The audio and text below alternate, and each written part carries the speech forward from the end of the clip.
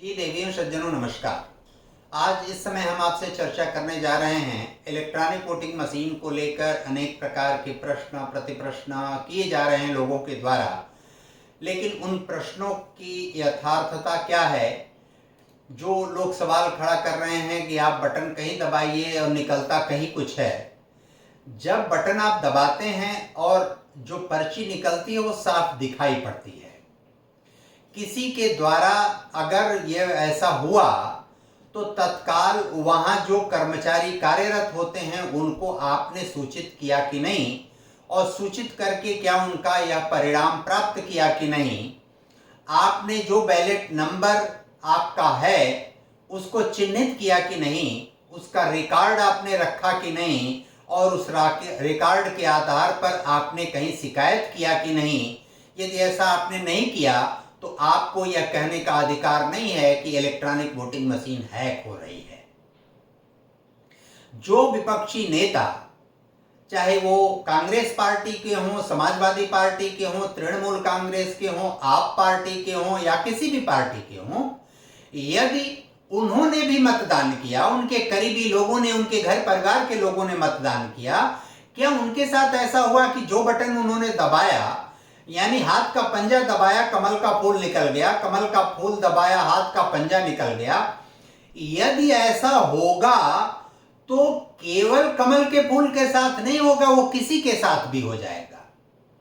यदि हैक होने या उसके गलत होने की संभावना होगी तो ये किसी के साथ भी हो सकता है। दूसरी बात, चुनाव आयोग ने सभी राजनीतिक दलों से यह कहा, 3 बार कहा कि आप अपने तकनीकी विशेषज्ञों के साथ चुनाव आयोग आइए, इलेक्ट्रॉनिक वोटिंग मशीन और उसका जितना पूरा तंत्र है उसकी तफ्तीश करिए, उसकी छानबीन करिए, और छानबीन करके आप निश्चिंत हो जाइए कि ये हैक हो सकती है कि नहीं, या हैक की गई है कि नहीं। क्योंकि जो भी प्रोग्रामिंग हैक करने या किसी से संबंधित की जाएगी वह पहले ही उसका पूरा फार्मूला तय हो जाता है। चुनाव आयोग पर आपको संदेह खड़ा करने, भ्रम पैदा करने, सवाल उठाने, एक संवैधानिक निकाय पर इस तरह से लगातार प्रश्न खड़ा करना कहीं से भी क्या उचित है, यह विपक्ष को समझना चाहिए। एलन मस्क ने कह दिया कि हैक हो सकता है। हैक हो सकना और हैक होना, इन दोनों में बड़ा अंतर है। राहुल गांधी को प्रधानमंत्री राहुल गांधी हो सकते हैं क्योंकि उनके पिताजी प्रधानमंत्री थे, उनकी नानी प्रधानमंत्री थी, उनके नानी के पिताजी प्रधानमंत्री थे, इसलिए राहुल गांधी भी प्रधानमंत्री हो सकते हैं। हो सकते तो 2004 से लोकसभा का चुनाव लड़ रहे हैं, वो 20 साल हो गया चुनाव लड़ते हुए, अपने पार्टी के राष्ट्रीय अध्यक्ष भी रहे हैं, राष्ट्रीय महासचिव भी रहे हैं, और वह सब चीजों से निकट से परिचित भी हैं।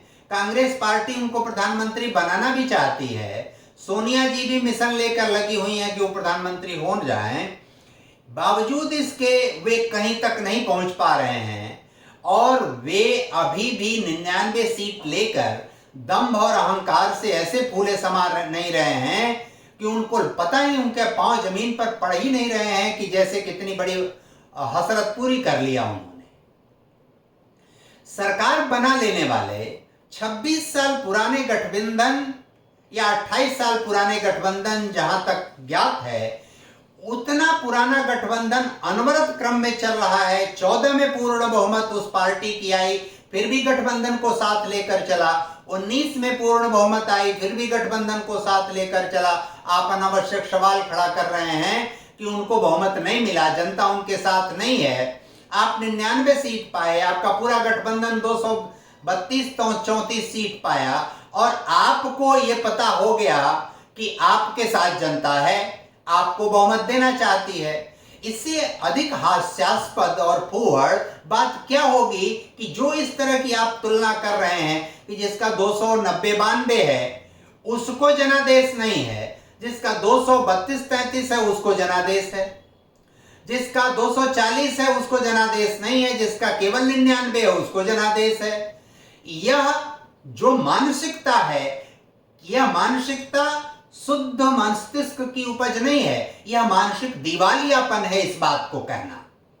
और वीवीपैट या इलेक्ट्रॉनिक वोटिंग मशीन पर सवाल खड़ा करके अपने आप को अच्छा सिद्ध करने की कोशिश करना कि हम बहुत लोकप्रिय हैं, हम बहुत शक्तिशाली हैं, हम बहुत सामर्थ्यवान हैं, हम बहुत अच्छा करने वाले हैं, अपनी कमी को छिपाने, अपनी अयोग्यता को छिपाने, अपने अकर्मठता को छिपाने, अपनी बेईमानी को छिपाने का इस तरह का प्रयत्न किया जा रहा है और यह प्रयत्न कहीं से भी उचित नहीं है। इसलिए जब भी आप इन सब चीजों का विचार करिए तो प्रश्न खड़ा करने वाले की मानसिकता पर विचार करना ज्यादा जरूरी है, और वह जो मानसिकता है वह गुमराह करने वाली, भ्रम पैदा कर, लगातार आप कोई झूठ पर झूठ पर झूठ पर झूठ बोलते जाएंगे तो निश्चित रूप से लोगों को वो सच प्रतीत होने लगती है। और यह झूठ फैलाकर आप लंबे समय तक राजनीति नहीं कर सकते। लंबे समय तक आप 50-54 से लेकर 90-92-99 सीट तो प्राप्त कर सकते हैं, लेकिन पूर्ण बहुमत पर आना, सरकार बनाना और इतने बड़े राजनीतिक दल को परास्त करना, इतने उसके पीछे नेटवर्क है उसको हतोत्साहित करना, यह आपके लिए संभव नहीं होगा। इसलिए इलेक्ट्रॉनिक वोटिंग मशीन पर सवाल खड़ा करना वो इतना हास्यास्पद है। तकनीक के इस युग में जहां दुनिया कितनी तीव्र गति से आगे बढ़ रही है संचार और कम्युनिकेशन को लेकर, चीजों को सुविधाजनक बनाने में लगी हुई है, इतना श्रम साध्य, समय साध्य, व्यय साध्य प्रक्रिया बैलेट से मतदान करने पर होती रही है। यह इतनी आसान प्रक्रिया है, सहज प्रक्रिया है। इसको चैनलाइज करना, तंत्रात्मक बनाना कितना आसान है, इसको छोड़कर आप बैलेट पर आ रहे हैं, यह बहुत हास्यास्पद है, निंदनीय है और आपकी ओछी मानसिकता का परिचायक है।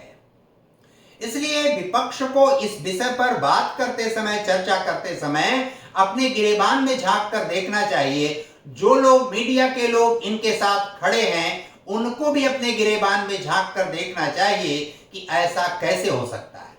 जब टीएन शेषन, तिरुवन्नलई नारायणन शेषन ने पहली बार कहा था कि 1 जनवरी 1995 के बाद भारत में कोई भी मतदान या चुनाव बिना वोटिंग कार्ड के नहीं होगा, इसलिए उन पर भी अनेक प्रकार के प्रश्न और सवाल खड़े किए गए थे। उसको लोग स्वीकार नहीं कर रहे थे।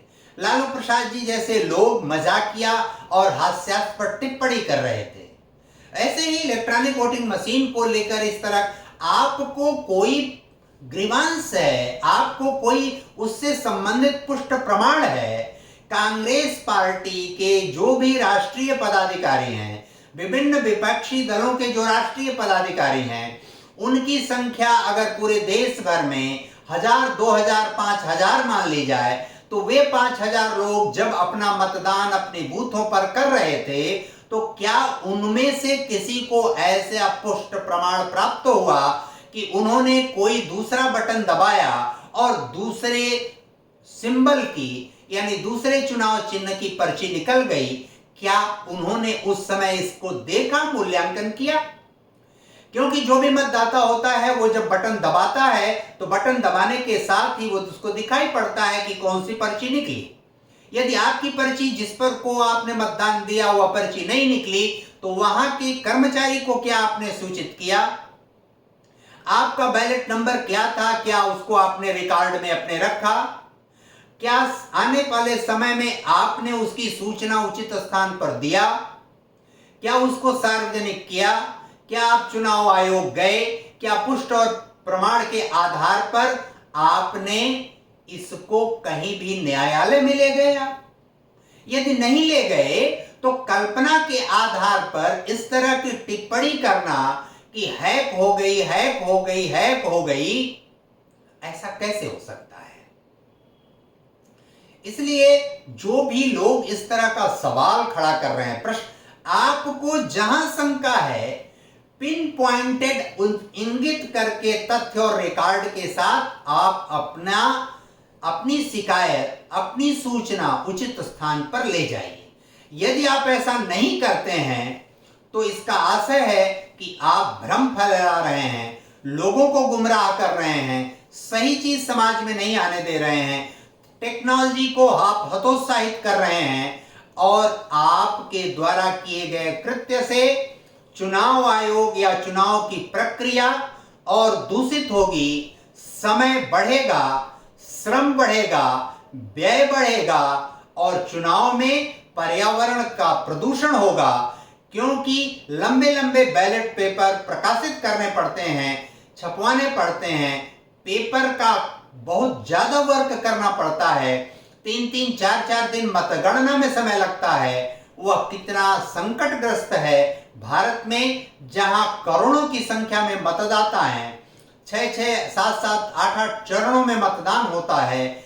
ऐसी लंबी प्रक्रिया अपनाकर कितना आप गलत करना चाहेंगे? फिर ह्यूमन एरर आने की संभावना बहुत अधिक होगी, और ह्यूमन एरर आने की संभावना अधिक होगी तो जो भी सरकारी कर्मचारी होगा, जो भी सामर्थ्यवान व्यक्ति होगा, उस कर्मचारी को प्रभावित करके फिर मतदान को और मतदान के परिणाम को भी प्रभावित करेगा। बहुत बार ऐसा होता आया है। पिछली सरकारों में जब कांग्रेस की सरकार हुआ करती थी तो जबरदस्ती लोगों को जिताने हराने का उपक्रम होता रहा है।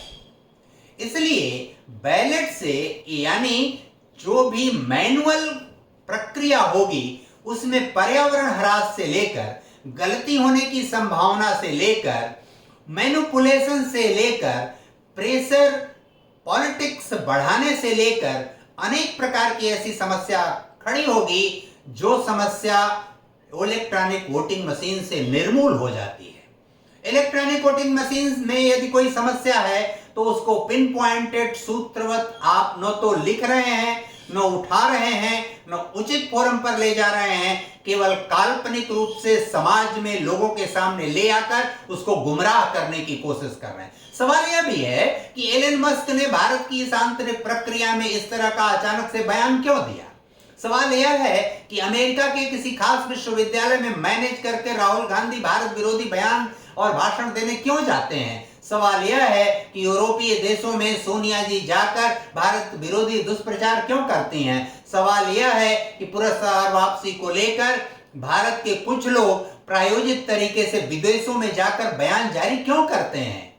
ये ऐसे सवाल हैं जो भारत के समाज, भारत के लोगों, भारत के नागरिकों, भारत की सुबुद्ध जनता, भारत की नागरिकता, भारत के परिक्षेत्र, भारत की राष्ट्रीयता, भारत की आंतरिक और बाह्य सुरक्षा पर बहुत बड़ा प्रश्न खड़ा कर रहे हैं। उसको संदेह के घेरे में ले आ रहे हैं, उसके लिए संकट है, उसके लिए ये समस्या बने हुए लोग हैं, और इस समस्या का समाधान होना ही चाहिए।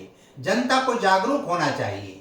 सरकारी निकायों की जो ये व्यवस्था है उस व्यवस्था का ठीक ठीक पालन होना चाहिए, उसका समुचित उपयोग होना चाहिए। चुनाव आयोग द्वारा किया गया जो भी कार्य है, जो भी नीति, नियम, निर्देश जारी किए जा रहे हैं, वो सब समीचीन है, वो सब ठीक है, और चुनाव आयोग बेहतर काम कर रहा है, बेहतर परिणाम आ रहा है। किसी भी पार्टी या किसी व्यक्ति का हारना जीतना राजनीति में तात्कालिक व्यवस्था है। कभी कोई हारता है, कभी कोई जीतता है। जो राहुल गांधी, जो उनकी माता, जो उनके पिता वर्षों से अमेठी में सांसद रहे, यह सवाल है कि क्यों उनको एक निश्चित चुनाव में अमेठी छोड़कर भागना पड़ा।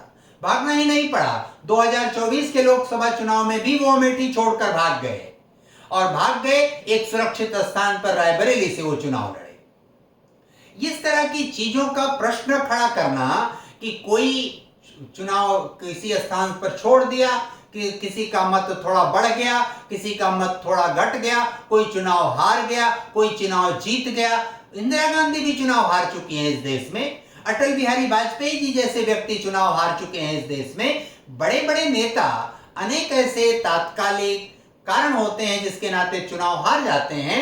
अनेक बार ऐसा होता है कि कोई चुनाव जीत जाता है। चर्चा में ये आता है कि राजनारायण जी जब इंदिरा गांधी को चुनाव हरा चुके तो उसके बाद उनसे जनता ने वहां पूछना शुरू किया कि आप ये काम कीजिए, ये काम कीजिए, ये काम कीजिए, ये काम कीजिए। उन्होंने कहा मैं कुछ नहीं करूंगा, क्योंकि अगर इंदिरा गांधी के सामने, हमारे सामने यदि इंदिरा गांधी को आप चुनाव हरा सकते हैं तो कल को आप मेरे सामने किसी को भी चुनाव जिता सकते हैं। आपको समझ ही नहीं है, आपको परिप्रेक्ष्य नहीं पता है किसी भी व्यक्ति की राजनीतिक हैसियत का, इसलिए आप इस तरह का सवाल खड़ा करते हैं। चुनाव हारना जीतना अलग बात है, अनावश्यक सवाल खड़ा करना अलग बात है।